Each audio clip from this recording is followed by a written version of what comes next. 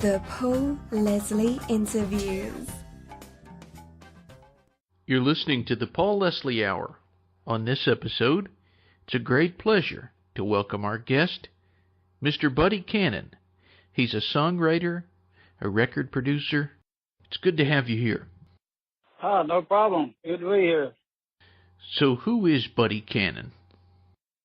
God, I don't know. That's a question I've been asking myself all my life. I came from West Tennessee and grew up over there in a family full of musicians.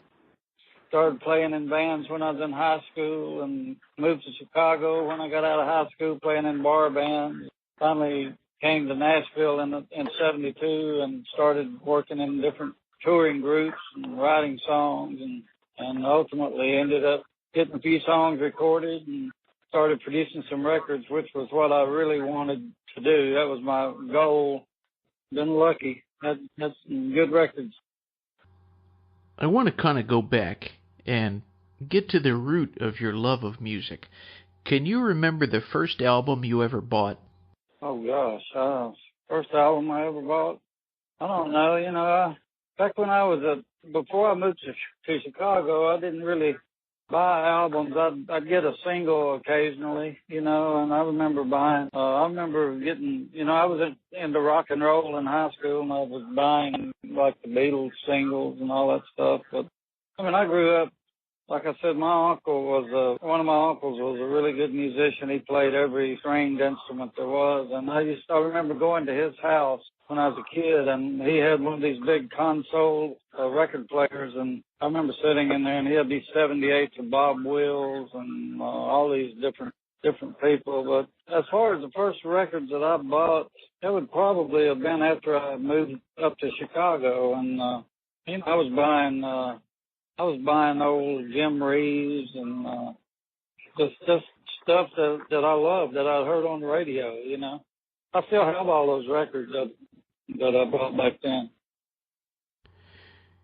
You said that you wanted to produce records. When did you realize that was something you were comfortable with? I suppose probably when once Mel Tillis signed me to a songwriting contract in 1976. I immediately got thrust into the studio doing my song demos and all that. But aside from that, Mel was like at the peak of his career right then, and he had just started working with Jimmy Bowen. Bowen was his producer, and Bowen let me hang out.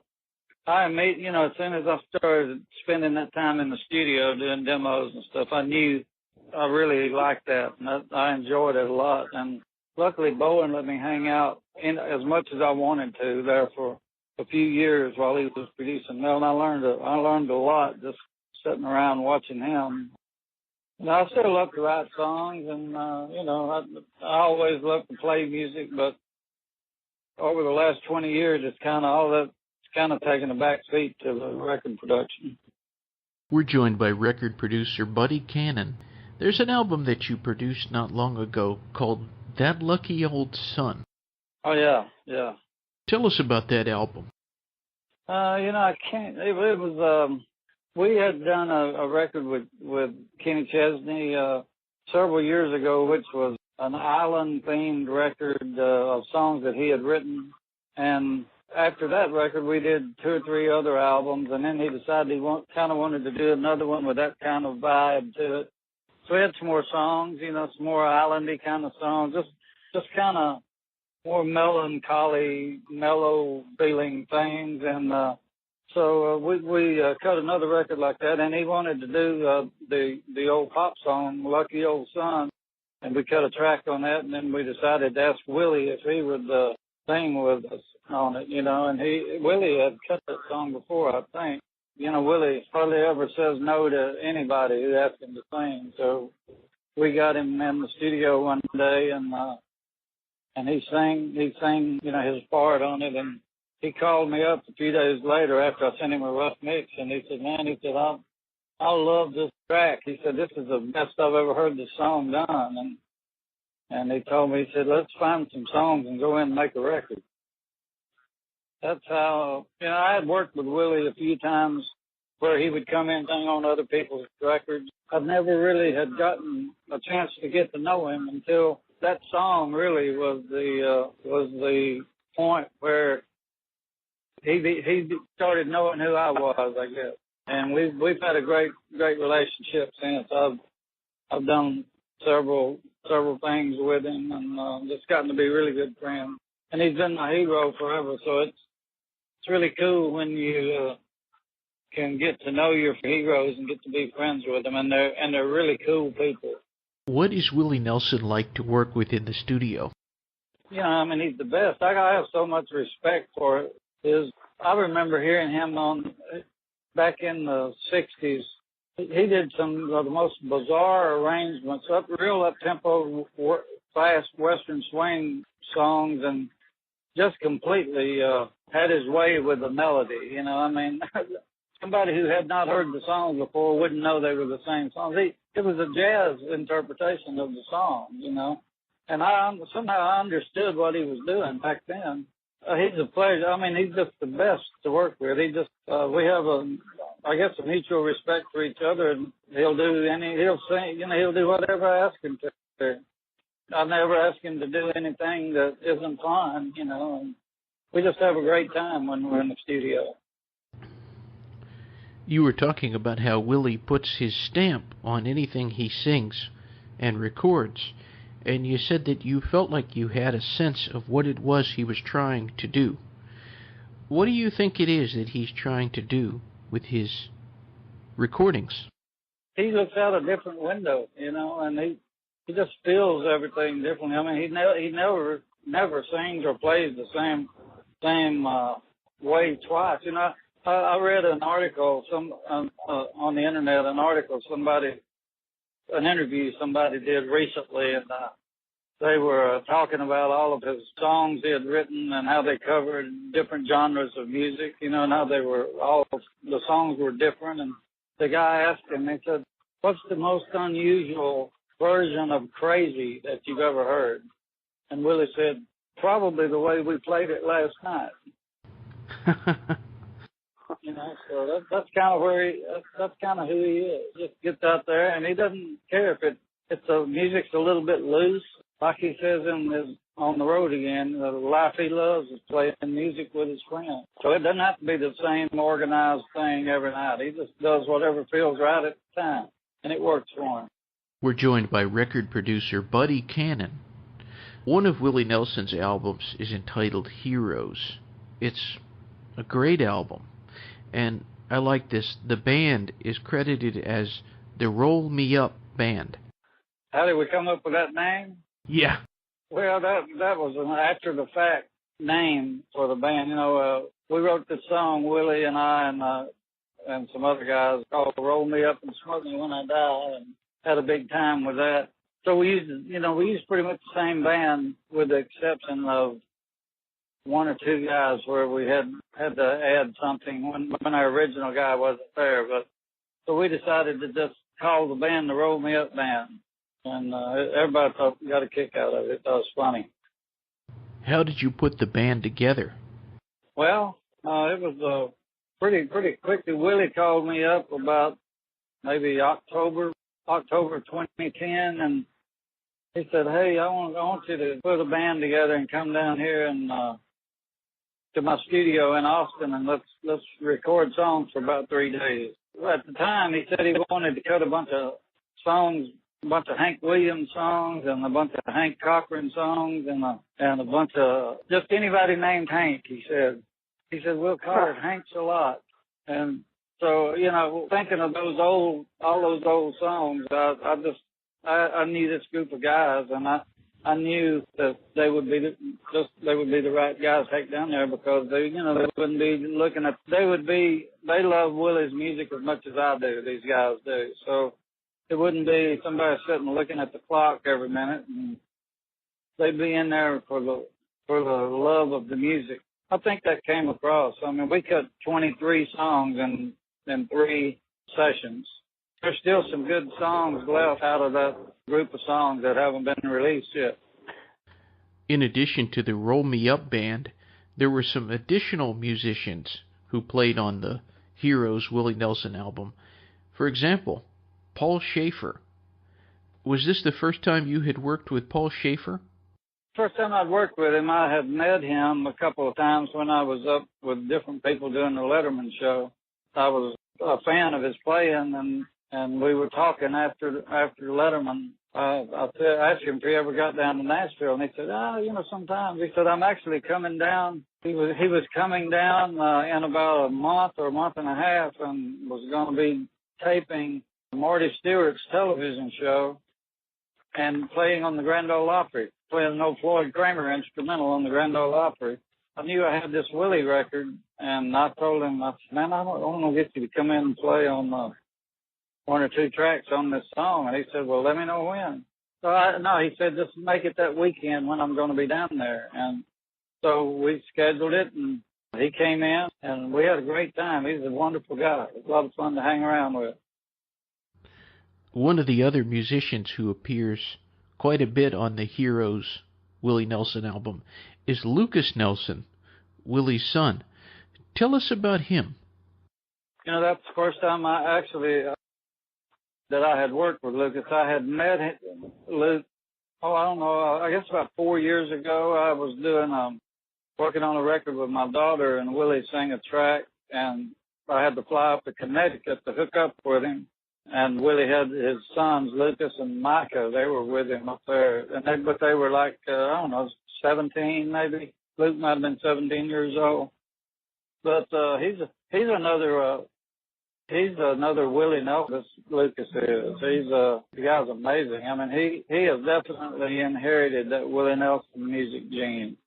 He's a great writer, and he's a really unique stylist on the guitar, just like Willie. I mean, his guitar parts are just really, really hooky and catchy and don't sound like anybody else. And he's got a great band. He's got this band called Promise of the Real, where they play all original stuff that he writes. He's a great kid. I love him. He's got Willie's demeanor. He's another Willie.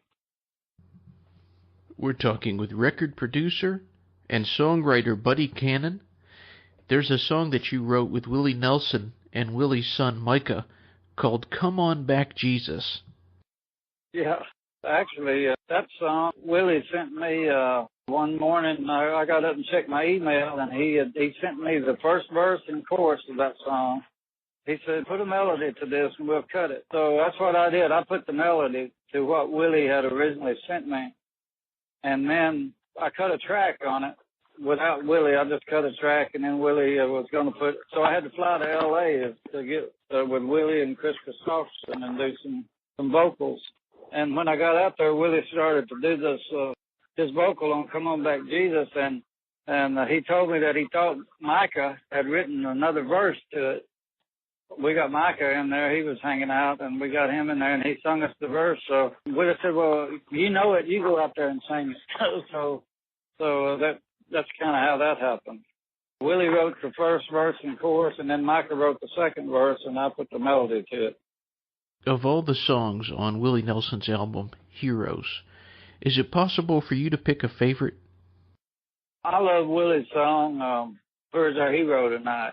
I think that's such a snapshot of what Willie Nelson's music is. It reminds me like of what he was doing back in the when he was so white hot with that, in the early 80s, late 70s, and I love that song. I also love A Horse Called Music. That's really a well-crafted song. I love the Tom Waits song, Come On Up to the House. Just Breathe, yeah, the one they're working the radio right now. It's I don't know. It's just there's a lot of great material on there. Absolutely. I have to agree with you. I'm glad you mentioned that song, A Horse Called Music, from the album Heroes. I've been listening to that a lot. When Merle Haggard comes in and starts singing, it kind of puts the hair on your arms straight up. What's it like for you when you record something like that, and you listen back to the very first time? You're listening in the headphones or however to what it sounds like, and you haven't heard it before. I can't believe it. I'm still, every time I hear those guys singing on something that I'm a part of, it feels like almost surreal. Because I'm still such a fan, and I still love the music so much that, just to be able to be in a creative environment with Willie Nelson and Merle Haggard is like, there's no way to describe that to me. It's like a dream. Like, because when I was a kid, I used to dream about this kind of stuff. I still am in awe of those guys. I worked with Merle one day 2 weeks ago on another project. He came in and sang on a record I'm doing on Jamey Johnson, and it was just unbelievable. He's still Merle Haggard. Speaking of Jamey Johnson, how did you meet him, and what is he like to work with? I met Jamey about, close to 10 years ago through another musician friend who he and I had been talking about finding an act to produce, and this guy's name was Randy Hardison. He was a drummer, and he told me one day, he said, I heard this guy at a writer's round at the Hall of Fame Lounge here in Nashville. He said, I heard this guy, and he said, he's one of the best singers I've ever heard.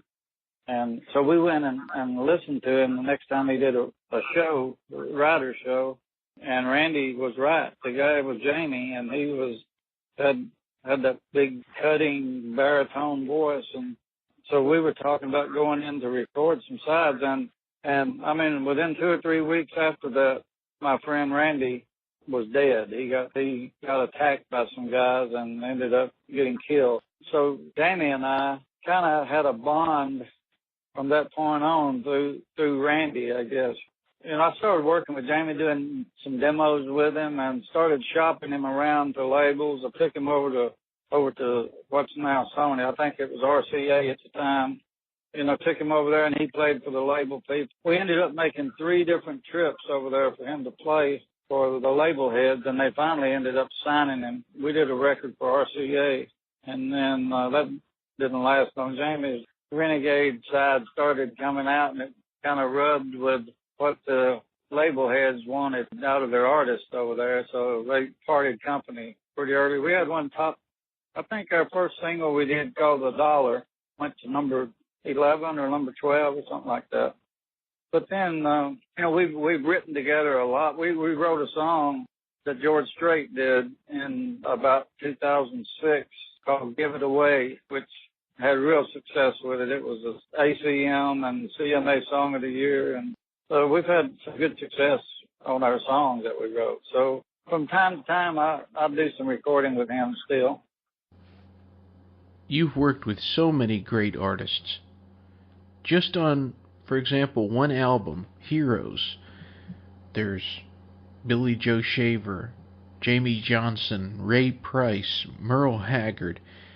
But just your whole career, what are you most proud of? I think all of it, all of the great singers. I've had the pleasure of working with some of the best voices in the world. I had a real close working relationship with Vern Gosdin, wrote a lot of songs with him.